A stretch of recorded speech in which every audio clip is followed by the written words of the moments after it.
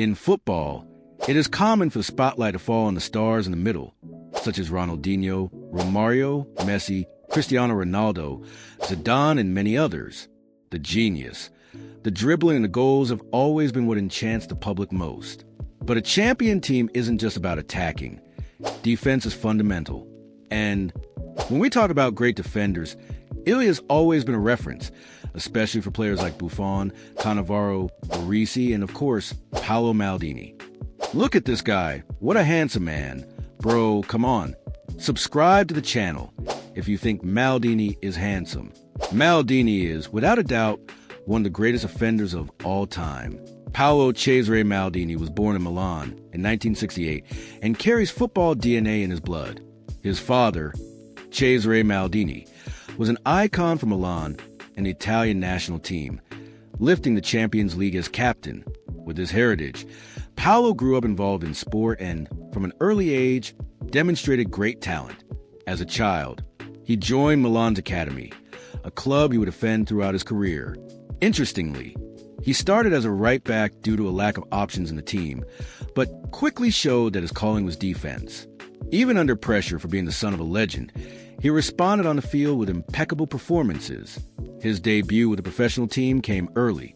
In 1985, at just 16 years old, he entered the field against Udinese after an injury to a teammate, beginning a journey that would last more than 25 years. In the following season, Maldini was already a starter, playing at left back, even though he was right-handed.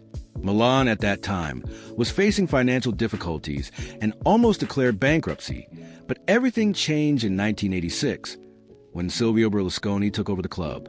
Under his management, the team was rebuilt and formed a legendary squad, known as Milan of the Dutch, with Van Basten, Gullit, and Rijkaard. Maldini was a fundamental part of that team, which dominated European football in the late 80s and early 90s. With him in defense, Milan won 2 Champions Leagues in a row, 1 Italian Championship, 1 Italian Super Cup, 2 Intercontinental Cups, and 2 UEFA Super Cups. His success at the club also led him to the Italian national team, making his debut at the 1988 European Championship. I've always been straight, and I like women. But this Paolo Maldini awakened something in me that no other person has ever awakened in me. I would be capable of doing anything for this man. 2 years later, he played in his first World Cup in 1990, when Italy fell in the semifinal to Maradona's Argentina. The 90s were marked by titles and the strengthening of Milan as a world power. Even after the departure of the Dutch, the team remained dominant, winning another Champions League 1994, 5 Italian championships, and several Super Cups. In the national team, Maldini participated in the World Cups 1994, 1998, and 2002, in addition to Euro 2000. The world title almost came in 94, but Italy lost on penalties to Brazil. In 2000, he also came close to glory, but saw France turn around the Euro Cup final in stoppage time. On the field, Maldini was a complete defender, strong, intelligent, and technical. Ibrahimovic even said that he was the best defender he faced. His numbers are impressive. In 2 editions of the Champions League, he had an average of 5 tackles per game, an absurd feat for a defender. Even Ronaldinho Gaucho recognized his class, stating that Maldini played with the elegance of a midfielder. In fact, he was a defender who always seemed to be wearing a suit. In the 2000s, Maldini was already a living legend. In 1997, he inherited the captain's armband from Franco Baresi and continued leading Milan to more titles.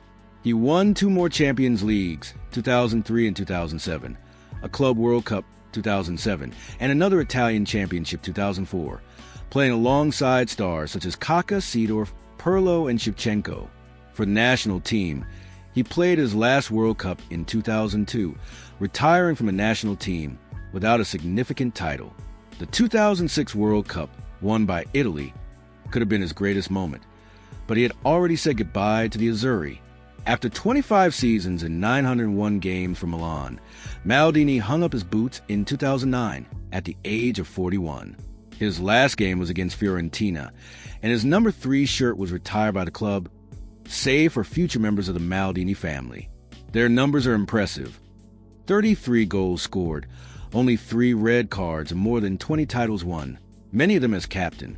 Maldini was a versatile defender who attacked well, but was primarily a leader and a wall in defense.